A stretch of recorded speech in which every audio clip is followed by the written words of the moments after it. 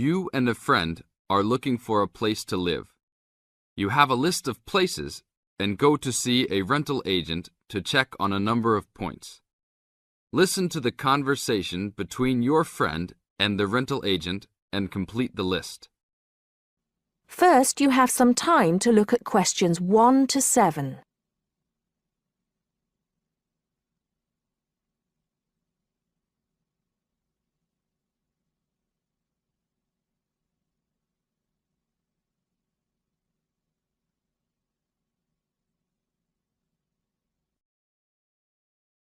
Listen carefully and answer questions 1 to 6. Hi, we've been looking over your listing of apartments for rent and we have a few questions about a couple of the apartments. Can you help us? Sure. Yep, this is our most recent listing. What would you like to know? Well, we were first wondering about the house on 3rd Street. We can see that it is furnished and rents for $135 a week, but can you tell us how many bedrooms it has? Let's see. In addition to the den, it has 3 bedrooms. What about the one on Route 9N? It looks like it's big with a library and a deck, but it doesn't say how much it costs or anything else about it. Oh yes, Mrs. Gaylor's apartment. That one is actually only a 10-month rental and it is going for $156 per week. It's quite a nice place. She only rents for 10 months each year because of horse racing season. Then her relatives all come to stay, so tenants have to move out. It's a little bit inconvenient, but past tenants have really enjoyed their stay there. Oh, well, we need it for a full year. I guess that one is out. How about the rental on Browen Drive? How many rooms does that one have? As it says on the list, it has 2 bedrooms and a private kitchen and bath. But it's actually a very small place. That's why it's a bit cheaper. Oh. Well then, what about the one that has 3 large rooms? Who is renting that property? That one is a good deal. Mr. John Smith is renting it.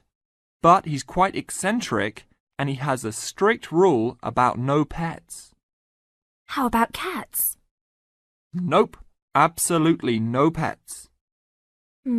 Well then, how about this studio apartment rented by Mr. Bo Jensen? How is that one? That ad is actually a bit deceptive. The studio apartment is the whole upper floor of an older house. It's actually very large and, at $45 a week, quite affordable. And it's near campus. I think I'd like to check that one out. Do you have a telephone number that we can call? It's not on the list? Oh, it isn't. Here it is. You should ring area code 518 and then 543-7790. Thanks. I think I'll call on that one first. Your friend decides that he would like to talk to Mr. Bo Jensen.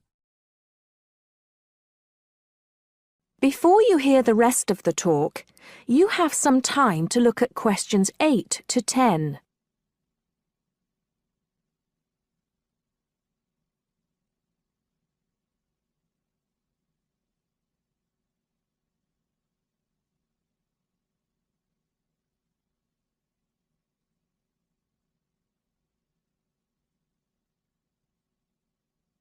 Now listen and answer questions 8 to 10. Hello? 1512, Route 9.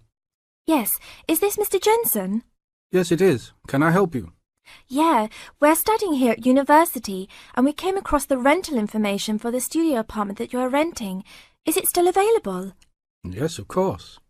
I actually just placed the ad and you're the first person to call. Is there anything you'd like to know about it? Yes, actually there is. As students, we are on the internet a lot, and we heard that some homes in the area have high-speed connections. What type of connection do you have there now? Oh, that's an interesting first question.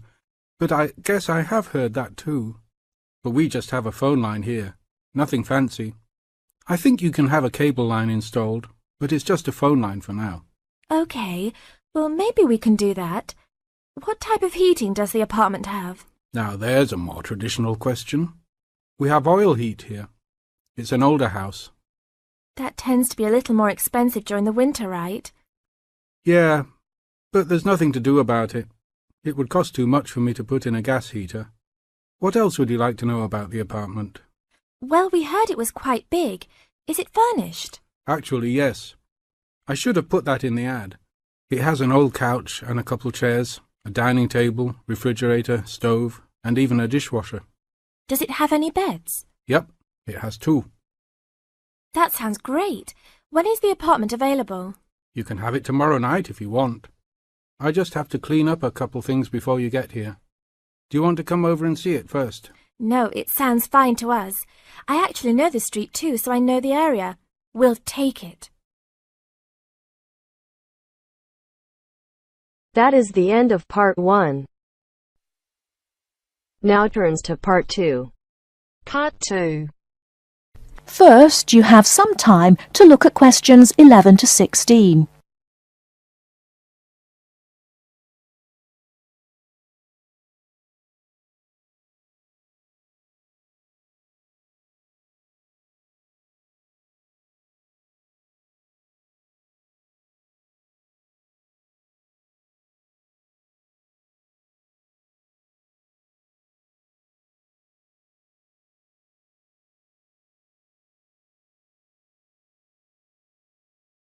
Now, listen carefully and answer questions 11 to 16. Hello, welcome to the university. Let me introduce myself. My name's Helen Brown. I'm the International Office Administrator and I'm responsible for looking after students here on scholarships, in particular Chevening scholars. Perhaps you could introduce yourselves to me. Hi, I'm Ansgar from Grasse in southern Austria. And my name is Magali. I'm from a town near Montpellier, France. It's a pleasure to meet you. Pleased to meet you too. Nice to meet you. So, let's get started. I'm going to tell you about the schedule for today. Today is your orientation day at the university, and it's going to begin in half an hour at 10 o'clock with a speech from the Vice-Chancellor welcoming you to the university. That's very nice. Where is it? It's in the main hall on floor 3. Okay, but how do we get there? From here, the International Office, go down the corridor, past the lecture theatre and student common room. Then you'll be at the main entrance and you'll see the lift to your left. Take the lift to floor 3 and the main hall entrance is after the buffet. Okay, floor 3 after the buffet. I can always find my way to food. So we'll be able to find the main hall, no problem. So after the Vice-Chancellor greets the new students, then 30 minutes later, the Mayor will welcome you to the city. Together it should be about an hour, so it's not too much of a drag. And what happens then? After that, you'll have a meeting with a representative of the British Council, and she will brief you on life in Britain and what your sponsor expects, and of course doesn't expect from you. It will be nice to meet them. Is that in the main hall too? No, but it is on floor 3 again. With your back to the main hall, go down the corridor past the labs. Sorry? The laboratories, on your right, and the computer cluster rooms on your left, and at the end of the corridor are seminar rooms 1 and 2. Your meeting is in seminar room 2. Did you mention what time that is? No, I didn't. It's at 11:15 and it should last about half an hour. You'll meet her a number of times during your studies, so it's important to go to that meeting. Okay, I'll make sure Magali is on time. Ansgar, I'm always on time. Very well. Now for the final part of the morning and lunch, you'll be with your department. We're both doing biomedicine. Oh, that's interesting. But we're not sure how to get to our department. Well, you don't need to go very far from seminar room 2. The laboratories and seminar rooms all belong to your department. So basically, you need to turn left out of seminar room 2 and go past the next 2 teaching rooms. Your departmental office is on the left. Will someone be there to meet us? Oh, but of course. At 12 o'clock, the course administrator will meet you at the departmental office and introduce you to members of staff and the head of department, Professor Heanue. Heanue? How do you spell that? Heanue. He will tell you about the department and your course, the coursework and academic life in Britain. Have you both got reading lists? Yes, I have. I'm afraid I haven't. You can get one at that meeting. Then finally, as it's your first day, you'll have lunch with the department staff in the refectory from 1 to 2. Oh, that's really nice. Great. There's just one more thing. In the afternoon, you have the chance to meet other international students in the main hall again. And you can ask them about their time at the university. That's from 2:30 onwards. I'm looking forward to that.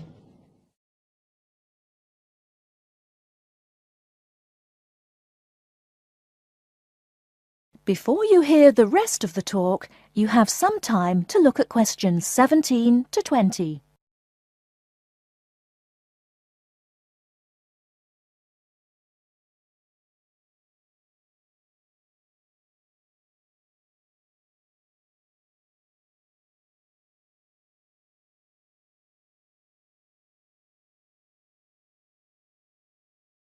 Now listen and answer questions 17 to 20.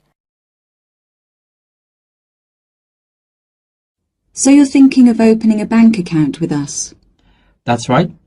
And you are an international student at the university? Yes, I am. And how did you hear about us? From Student Services. They gave me a list of banks near the university, and I chose this one because you have a branch near campus and a student advisor at the bank. Yes, I'm part of the student advice team. There are 3 of us here. Right, now I'll go over the services we offer to international students, and then we can go through a few details before we set up your account. Okay. We can offer you a current or cheque account and a savings account. Do you pay interest on the current account? We do, but not very much, about 1.5%. You get a much better interest rate on the savings account, around 4%. We also give you a free overdraft facility. I'm sorry? If you run out of money, we allow you to spend more money than you have in your account. That's the overdraft. But you can only take out up to £100. If you need more than £100, then you must tell us before you take any more money out. I see. Now, once your current account is open, then you can set up direct debits for any regular payments you need to make. Could you tell me how that works? Well, for instance, let's take your mobile phone. You have to pay a certain amount every month for it. Yes. So you can tell us to pay that amount each month and we'll do it automatically for you. I see. As soon as your account is open, we will send you a debit card, which you must sign immediately and keep in a safe place. Then a day or 2 later, we'll send you a personal identification number. A PIN number? Yes, and you must keep the number secret. You can change it if you like when you use it for the first time, but if you change it, you must remember the number. If you forget or lose the number, then we have to send you out a new card and a number for security reasons. Okay. The next thing you could do is open a savings account. If you know you have to save a certain amount of money to pay your accommodation or course fees, we can open a savings account for you to put aside some money each week or month. How can I do that? You can manage your accounts in one of 4 ways.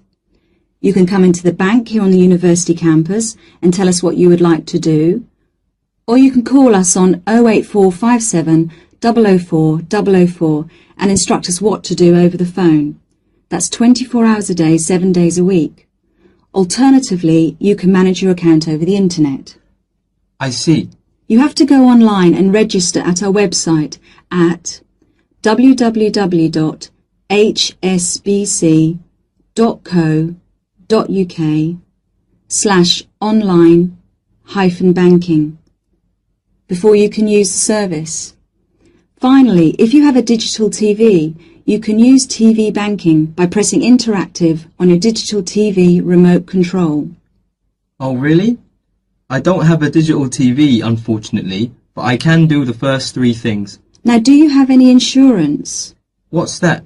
For example, if you lose something or one of your possessions is stolen, we will cover the cost of it. How much does that cost? It's £24 a year, so it really is worth thinking about. I don't need to think about that. I'll take out insurance. I'll arrange that for you as soon as your account is open. Now, would you like to go ahead and open an account with us? That is the end of part 2. Now turns to part 3. Part 3. You will hear a tutor and some students talking about an assignment. Listen carefully and answer questions 21 to 26.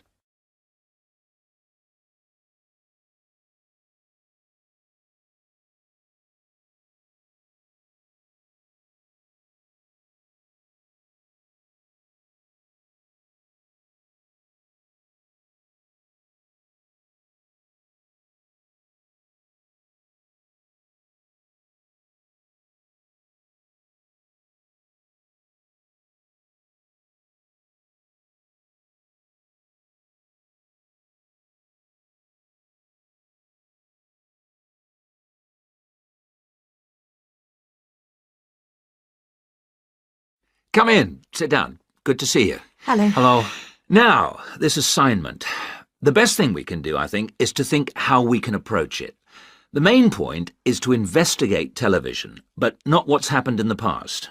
I was thinking that it would be necessary to go over the new media first, and then... Yes, that's a way to make a start, but you need to do that quite briefly. But it's quite a complex topic. Yeah, I agree, but the emphasis must be on the future development of television as a cultural phenomenon. Yes.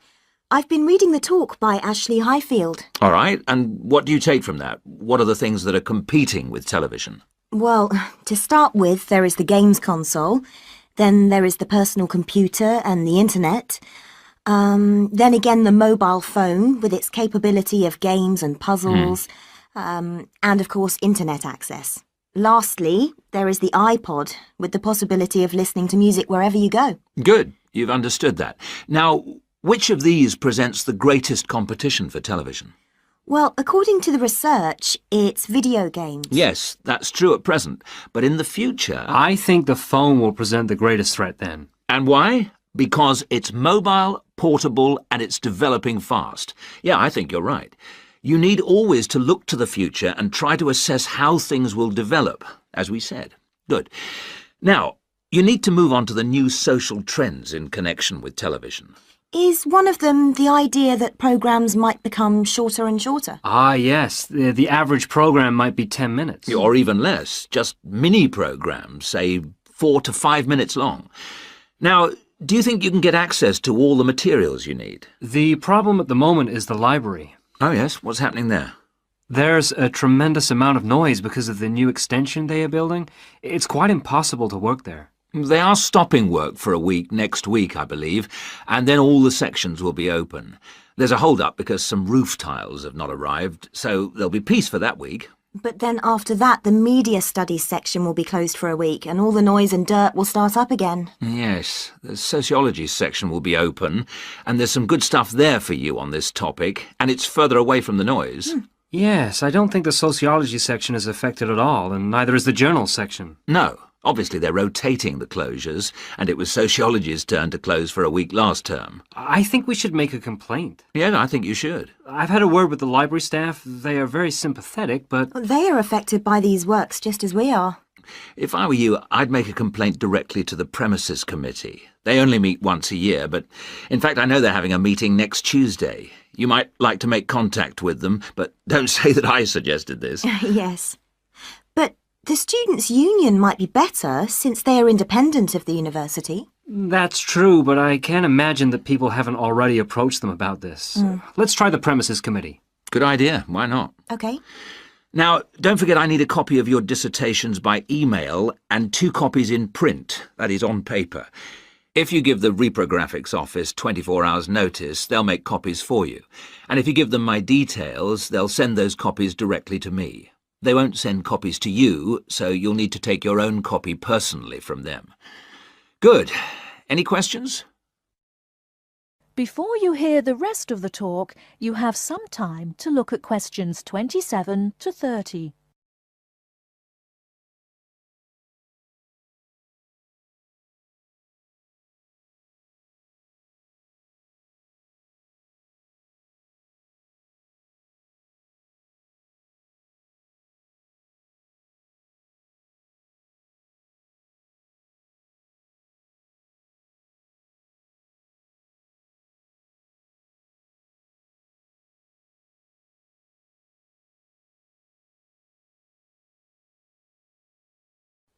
Now answer questions 27 to 30.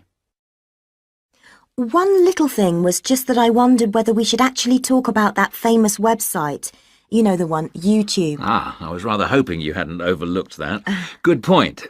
It's mostly homemade videos. I suppose you could say that each video is a television version of a podcast. Anything else? Yes, I've got a question, I'm afraid. I'm not completely clear about the exact meaning of culture, as we are using it in this subject. Well, Mrs. Jones is giving a lecture on culture and society in the University Theatre. It's on Wednesday at 10 a.m, and you can learn all about it there, I'm sure. Can you give us that again, please? Yes, that's Culture and Society. It's in the University Theatre. And let me just check the time. Yes, here it is. 10 a.m. on Wednesday. She'll be giving a very thorough discussion of the issues in defining what culture means. Right. That's good. The thing is, the reading list confused me a bit. One thing that occurred to me was that it might be broken down into subsections for future students. Yes, that's a fair point. I'll bear that in mind. Now, don't forget, you need to do the reading and finish the assignment by the 4th of July. Is that okay? Fine. Thank you very much.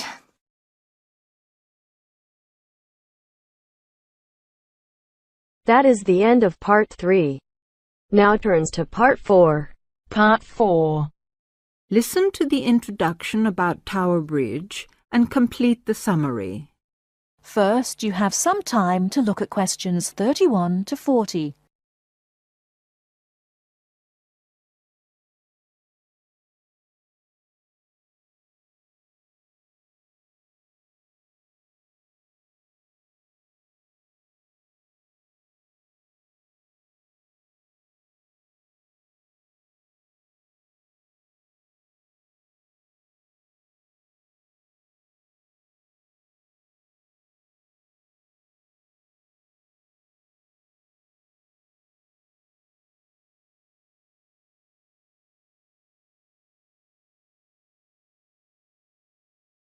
Now listen carefully and answer questions 31 to 40.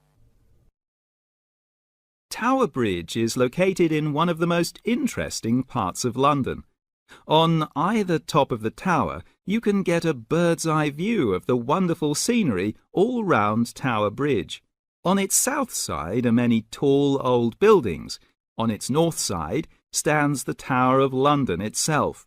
But Tower Bridge, the first bridge over the Thames, as you travel to London from the sea, is the most famous of them all.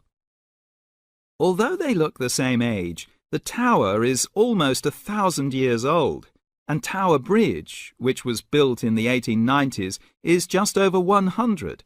Because of the tall ships up and down the Thames, it was proposed in 1850 that a bridge across the Thames near the tower was most necessary. However, the designers argued about the new bridge for about 30 years. They took so long because they had two big problems. One is that the new bridge must look like the old tower, and the other is that the bridge must not look like a modern bridge. They made it look like the old tower, so everyone was happy. Besides, the most surprising thing about Tower Bridge is that it opens in the middle, while big ships are going through to the Pool of London. If you're lucky enough to see the bridge with its two opening arms high in the air, you'll never forget it. The bridge took 8 years to build and cost £900,000, a lot of money in those days. But it was a wonderful success and became a famous tourist attraction in London on the day when the bridge was completed. 100 years ago, the Thames was once London's busiest traffic route, so that the bridge opened at least 12 times a day. Today, big ships don't go so far up the Thames. Tower Bridge opens perhaps only twice a week, but the same wonderful machinery is still in good condition. Green, yellow and red, the colourful wheels and engines look smart and new, not 100 years old. They still lift the two heavy opening arms, each 1,000 tons, leaving 70 metres for the ships to go through. and they still can open and close the bridge in 1.5 minutes. Things are changing greatly now at Tower Bridge. The horses that used to help with pulling have gone, and so have the tugs, for they're no longer necessary. The walkways from one tower to the other at the top of the bridge were closed years ago because so many people jumped off them into the Thames, which is said to open again soon. In addition, the beautiful wheels will be part of a special exhibition for the public to visit. There'll be a restaurant in one of the towers and a pub in the other. But whatever happens in its exciting future, Tower Bridge will always mean London. That is the end of part 4. You now have half a minute to check your answer.